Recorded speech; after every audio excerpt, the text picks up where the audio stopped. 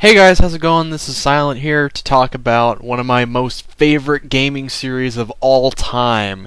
Now, you guys probably have a series like this in mind that graced your childhood or left a longing impression on you as a gamer. Games, just one after the other, were just awesome. They added in more and more each time, getting better every year or every couple years, and just everything about it just felt so right. It was entertaining, it was fun, you could talk about it with your friends, bring it over, play it, and just everybody enjoyed it. Well, that series to me was Tony Hawk's Pro Skater. I have very fond memories of this, and it pretty much defined my childhood. As unrealistic as the gameplay was, it was fun as hell, very entertaining, and it just had a charm like no other game. You played in these levels, and they were well designed, you had music in the background that fit pretty well, and you could play as your favorite pro skaters at the time, and do all these crazy goals, do a bunch of awesome combos, and just go nuts. And to think it all started with Tony Hawk's Pro Skater. You put in the disc or the cartridge and you boot up the game and you go to warehouse and then Superman comes on in the background and it's just gaming ecstasy. Like golden moments like that really kickstart a series and create fond memories in people's heads. THPS 1 went on to be a commercial success and sold many copies even within the first month it was released. And it garnered high scores from critics as well. 9 out of 10. Holy crap. And as we all know, it didn't stop there. Oh no, my friends, Hawkmania was going to run wild in a crazy way. They released a game every single year. 99, 2000, 2001, just continually upping the ante, adding more skaters, more music, more levels, bigger levels, more gameplay mechanics, more additions to the Create a Park option, more customization for your own skater, more goals, different types of new goals, etc., etc. The games just got better and better and better, from adding manuals to a stat point buying system to reverts to spine transfers, and this reached a pinnacle when the Pro Skater series as we know it died. And Tony Hawk's Underground rose from the ashes like a burning phoenix in the sky. Now I myself was a huge Tony Hawk nerd, and I browsed various Tony Hawk internet forums, pitching my ideas and communicating with different members of the community. There was a general consensus among us that we wanted to be able to create our own trick, create our own deck, create our own goals in our own created parks or the natural normal levels, and be able to get off our own goddamn board instead of having it glued to our feet with super glue the whole time. We've wanted these things. And here comes a trailer saying we're gonna give you all of that and more. And you are the star. Not Tony Hawk, not Rodney Mullen, you, your own personal created skater, in a custom storyline, much different than anything we had ever experienced before. This game blew me away with new features that completely changed the game. The ability to get on and off your board at any time allowed you to expand your combos, and it was a lot of fun because you could hang on ledges and climb up to certain areas and explore a little bit more. You could do cavemans out of that, you can do wall plants now, hip transfers, acid drops, you can create your own tricks, create your own decks, create your own goals, everything. And you can, oh man, this one's the best part, you can drive around in cars. Okay, maybe that wasn't so good. Well, apart from the poorly controlling cars, the game was actually really solid. The features that I previously mentioned were phenomenal, and the story was kick-ass. It was serious, but it also had a playful element to it, with the corny jokes and the silly goals. But these silly goals added up to a milestone that's actually realistic, and one you can imagine a skateboarder actually trying to do. Getting sponsored by a local skate shop, impressing pros, winning competitions, doing spots to be photographed by photographers, shooting skateboarding videos, building your own team, etc., etc. The levels were large but very well designed, probably the best set of levels in any Tony Hawk game. A lot of different secret skate spots, and they actually had classic levels that we've come to know and love from other Tony Hawk games. Add into the mix that there was a nice blend of hip-hop, rock, and punk rock in the background, and you have basically the heart and soul of the Tony Hawk series, pretty much everything that it was about. Although I didn't experience the multiplayer online, I did play it with friends and that was fun just as well. After the successful Tony Hawk's Underground 1 was released, they announced that Tony Hawk's Underground 2 was going to be made. And what we were presented with when we finally got a trailer was this.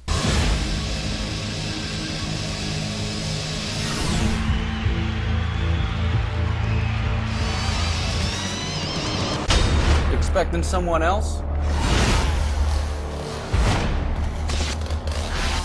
Bring it on, you little jerks! When I saw this trailer, I was pretty mortified, very scared for this upcoming Tony Hawk game release, and with good reason. I feel like there's a fine line between what is acceptable and what is just too much. Tony Hawk's Underground 2 is ridiculous to the point of absurdity. I mean, just look at these characters, are you kidding me? They made reoccurring cast member CKY Jackass and Viva La Bam star Bam Margera as one of their main characters in the story. Yeah, gross. The features they added weren't even as revolutionary or good as the previous Tony Hawk games either. The front flips and rolls were okay, although they did make your character look a little ridiculous flailing around when you combined them together, and Nada spins were alright as well, although they didn't link together your combos as well as other features had. And the other features I didn't really care as much for.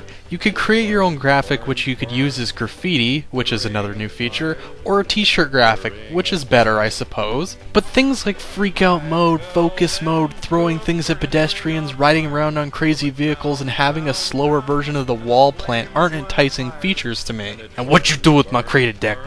You take that out? I'm gonna break you. I swear it.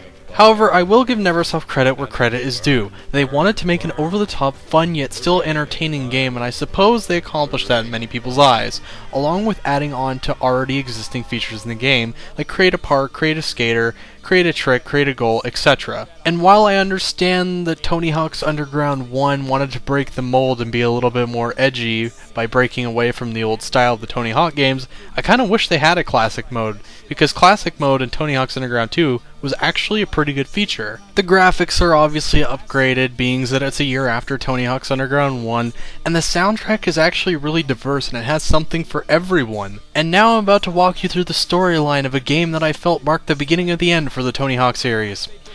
God help us all. We start off where the first game left off, tearing it up on ramps by the locals when a black van skids into the middle of the two quarter pipes, causing us a potential concussion. We are abducted by two hooded masked figures who promptly drive off after kidnapping us.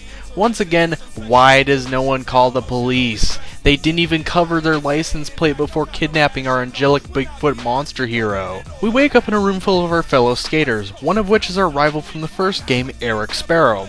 One of the previously mentioned abductors reveals a chainsaw that he points at each of us and decides to threaten the life of Eric. Eric responds by screaming like a little girl, and the hooded man unmasks and is none other than Ban Margarine. Tony appears with his handy-dandy firework, and the duo break out into an explanation as to why they committed crimes of reckless driving along with 7, possibly 8 counts of kidnapping and risking imprisonment. Tony and Bam discuss their brilliant idea of holding a world destruction tour, where they will take on the role of team captain, and we, the lab rats, will be the ones vandalizing the world. Yippee. Whoever gains the most points by doing ridiculous stunts over the course of the tour will be the winner, and the loser has to pay for the whole trip. Brandon makes an example out of Eric by pointing out he pissed and shit his pants, and that would rank higher on his idiotic scoring system scale. And so begins the breakdown of a classic rival character. Not only did they dress Eric in a flamboyant American Eagle-looking shirt, but they completely destroyed any option of a potential reigniting of our rivalry by making him a complete joke who isn't even fit to shine the shoes of Ryan Sheckler. While I initially enjoyed the Eric embarrassment scenes, it kind of sullies the reputation of Eric in the first game now, knowing that he turned out to be a complete wimp. The reason why everybody wanted to see Eric get humiliated so bad was because he was such a good black hat. He was such a good villain in the first game.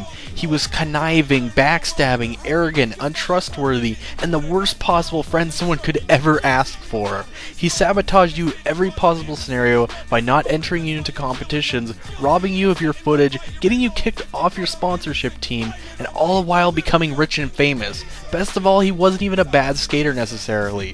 He placed high in various competitions throughout the game. Sometimes twice. What? Eric was an asshole, sure, but he seemed like a valid threat to the protagonist. Sure, we always overcame adversity and proved our superiority, but Eric gave us a run for our money. Now, Eric is the butt end of every joke, constantly dragging his team down, and any skating prowess he had vanished between the events of Thug 1 and Thug 2 because he can't even land an acid drop. Eric, what did they do to you?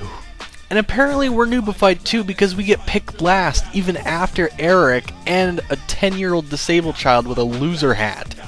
But I beat every single person in every competition last game, and I caused massive damage. I broke nut vendor carts, crashed a car, busted campaign signs, dismantled flower boxes, pineapple stands, video cameras, punched out Soviet guards, unintentionally crashed a tank into a building, busted up a communication tower, and I even flattened out Eric Sparrow's ass on his own car, knocking him out with a clean punch. And I broke more glass panes than you can shake a stick at, and we're still picked last. Man, this is like high school over again. I always pick last, dodgeball, piece of shit. So what are the connections in this game to the predecessor based on the fact that it's a sequel? Well, the 15-second scene in New Jersey and Eric Sparrow just kind of being there are the only two motifs that I can dig up. So why title it Thug 2? I don't know. Tony Hawk's World Destruction Tour, Viva La Tony Hawk, or Tony Hawk's Jackass Funtime International Adventure would have been better titles in my opinion. So before we head out, Bam covers the decal on the van. Of course. How appropriate. We have the choice to do the revamped THPS 1 warehouse level. This is probably my favorite level out of the non-classic Thug 2 levels, which isn't saying much since it's just a modified level from the first game in the series. No particular level stands out to me as spectacular or excessively replayable. I wouldn't say the levels are terrible, but they're not up to snuff. Each game had so many godlike and legendary levels that I played all the time, and this game has 3 of the worst Tony Hawk levels I've ever played. Skatopia, Triangle, and Pro Skater. Ew. And we learn all about the essentials from the previous games along with the new, mostly unnecessary features, which is a nice refresher. Let's throw tomatoes at obese Phil and laugh. After getting back into the swing of things, we head to Boston. We are given our checklist of stunts to run through, and there are a few constants throughout each of the levels. Arcade machine, special guest, secret skater, mark your territory, dance, sucka, tagging a billboard, something massively destructive, etc., etc. We are continuously updated on our progress by text message via our shamelessly advertised Motorola phone. Or mocked, depending on who's texting me. While I find the Cheers reference and parading around with a pre-surgery child on a gurney oddly charming, that's about all I find endearing. The special guests we've already seen are pretty ludicrous, from Ben Franklin to witch doctors to shrimp vendors to Bigfoot, not to mention Wee Man, whose claim to fame is skateboarding his male genitalia and an Oompa Loompa is present, while some of the other pros are not. Not even gonna touch that one. After blazing through Boston, we are confident that we have enough points to be the winning team for the first leg of the race, when Polly comes out of the blue and dumps an unexpected dumper in the ocean, netting Bam's team the win by acquiring 100 bonus points. They introduce the Wheel of Loogies with underwear-only Phil Margera, presenting it like he's Vanna White. We lose Burnquist after he randomly gets a tennis ball to the crotch. The voice acting doubled with the writing can be very grating at times. There's nothing better than abysmal jokes, if you can even classify them as jokes, followed up by forced laughter. Nice catch, dumbass! Yes! I'm just doing that chick a favor! Great. We proceed on to Barcelona, where we meet up with Steve-O, who rides around on a mechanical bull. So many questions with so little answers. Why is Steve-O hooking up with Tony's team when Bam is obviously more chummy with Steve? And why is he riding a mechanical bull anyways? Was this during his cocaine and whippet binge? Because that would explain a lot. And why am I questioning things in an already unrealistic, nonsensical game? And I will deal with you honestly. Anyways, we have the ability to projectile throw a tomato to open a cage to help out a bullfighter, but destroy Barcelona and scare the shit out of a mime who almost breaks his vow of silence and gets hospitalized later. Let's also not forget bull poop. Shoutouts to THPS 2. Mike V loogies his way to a teammate switch, and Eric and I end up getting traded to different teams. I am now teamed up with Bam. I'm in hell. This is hell. A news report showcasing the World Destruction Tour is released, along with a shot of Bam whipping a bull in the testicles as accompaniment. To shake the press, we head to Berlin. Many tag missions, puking on guard, space monkey dance parties await us. Is there even a god? We fly through Berlin, and after witnessing a Sparrow shit show, we find ourselves traded again. Thank the Lord, hallelujah! So after that, we...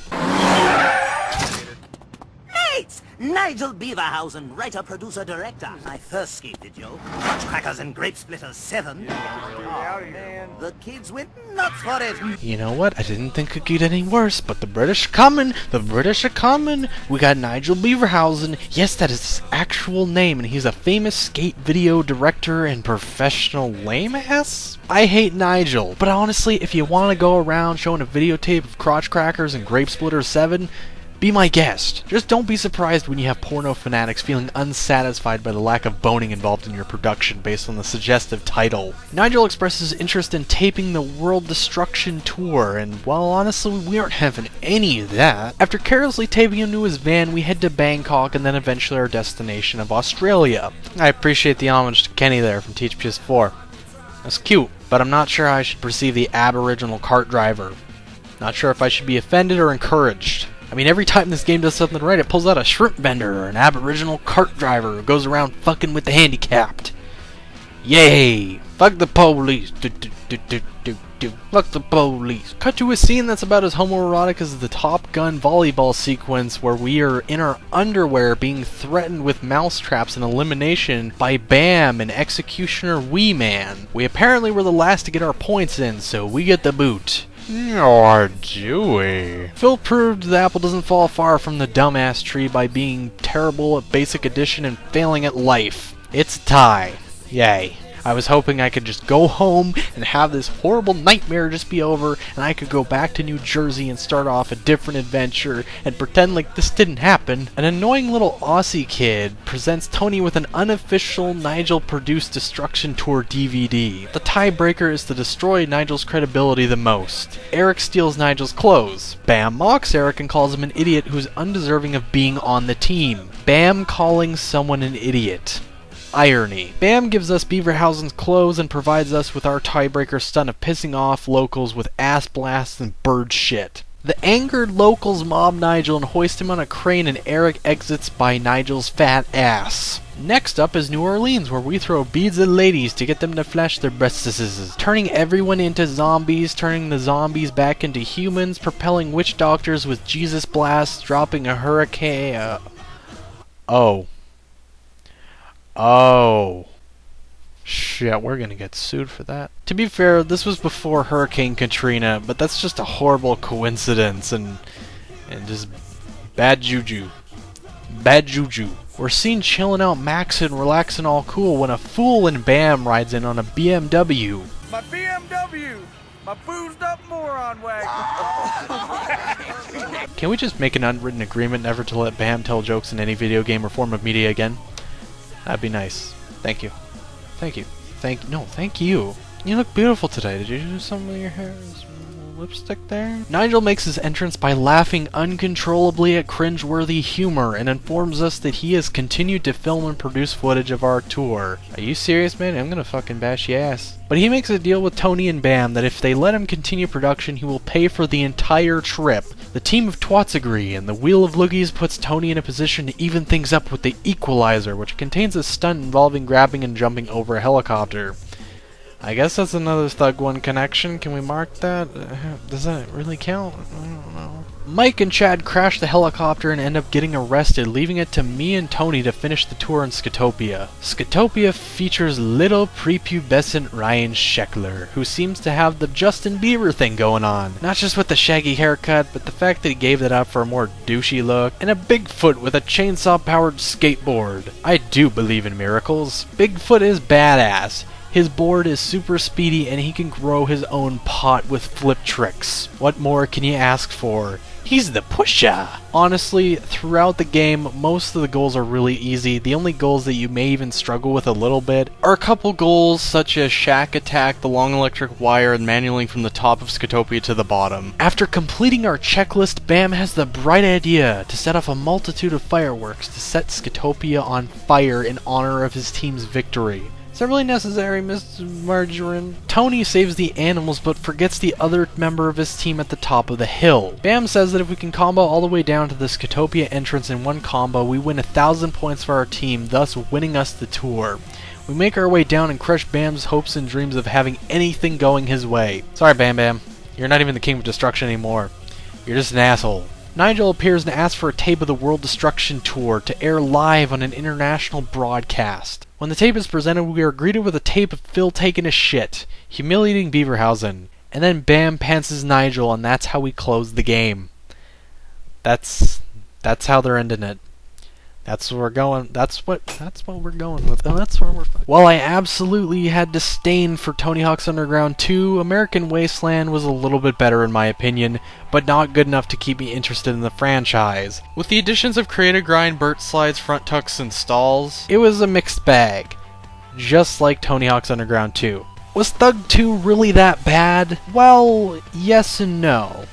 For most people it would be okay, but for a diehard like me, who had a lot of vested interest in this series, it was a major disappointment. It failed on a lot of fronts, and it made me cringe more often than enjoy it. Even though I haven't played it a whole lot, I still believe that American Wasteland was better than Thug 2. And then it all went downhill so bad. Not only that, but you had a competitor coming in. The Skate series was catching a lot of attention, and a lot of people were starting to move over to that game as opposed to the Tony Hawk games, so they tried to have different physics, better animations, but they forgot that they had to make a good game for people to be interested in the games. And they even had a game with a crappy motion control skateboard, which cost hundreds of dollars and had a game that just wasn't worth playing. Then we reached the final countdown in Tony Hawk's Pro Skater HD. You know you fucked up and you're creating a cash cow when you're going back to the original game and trying to make it better, but end up making it way worse. Do you want to ask me if I enjoyed THPS HD? Do you really want to ask me that? I didn't do a Smith grind. What is happening? What? You didn't give me a chance to make it over the... Especially with this song. I got tea blood, I'm having my period. Daddy beat me in the tool shed, I got teenage blood on the floor. Mopped it up and he beat me some more. See that face? With that jump right there. Okay.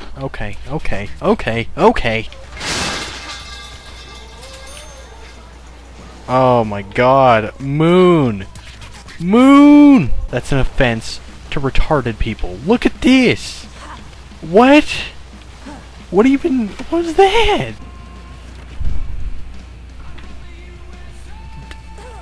Did I just turn into Jesus Christ and go back to heaven? In a lot of people's eyes, that marked the end of the Tony Hawk series. Just that big downhill slope. And in my eyes, it all started with Thug 2, the original sin. It left me feeling disappointed, empty, and cold.